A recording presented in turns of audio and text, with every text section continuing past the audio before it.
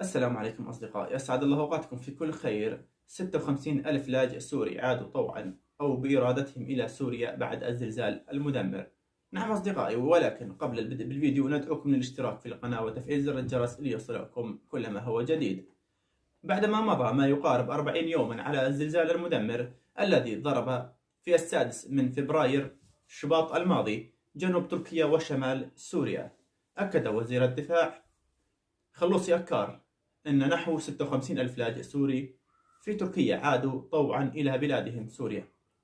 وأضاف اليوم الأحد في تصريحات نشرتها وكالة أنباء الأناضول أن اللاجئين عادوا إلى بلادهم بعد الزلزال المدمر بإرادتهم. نعم أصدقائي، حسب فهمنا لهذه الأخبار فإن الذين عادوا إلى سوريا عودة طوعية، ولكن من الغير المؤكد، يعني نحن مأكدين ان هاي ممكن العدد اللي هي 56 فعلا عادوا عودة طوعية الى سوريا. اما اللي نزلوا اجازات فهذول مستثنين، ما بامكاننا نجزم بهذا الامر.